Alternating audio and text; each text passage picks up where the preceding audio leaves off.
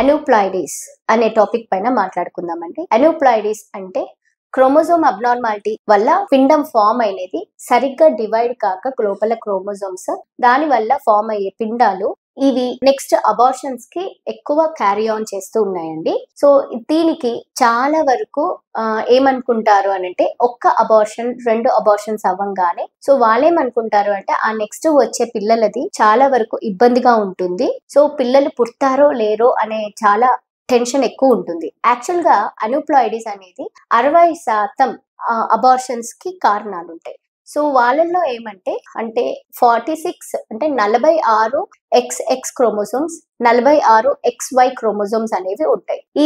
ఈ క్రోమోజోమ్స్ లో డివైడ్ అయ్యి మళ్ళీ డబల్ అయ్యి ఒక పిండం ఫామ్ అయ్యేటప్పుడు దానిలలో ఏదైనా లోపాలు జరిగితే అప్పుడు సరిగ్గా ఫామ్ కాక అవేమవుతాయంటే నిలిచిపోతుంది. అంటే దాని గ్రోత్ అనేది నిలిచిపోతుంది. ఆ పిండంలోనే గ్రోత్ అనేది నిలిచిపోతుంది. సో అలా నిలిచిపోయినప్పుడు పిండం సరిగ్గా ఫామ్ అవ్వదన్నమాట. ఆ గ్రోత్ అలా ఫామ్ కాకుండా ఉండడానికి మెయిన్ కారణం క్రోమోజోమ్స్ అనేది మనం తెలుసుకోవాలి. సో వీళ్ళు ఎవరికి వస్తుంది, ఇది ఎక్కువ కారణాలు ఉంటాయి అని చాలా మంది అడుగుతారండి. ఇది 99% కొంచెం లేట్ గా పిల్లల కోసం ట్రై చేసే వాళ్ళకు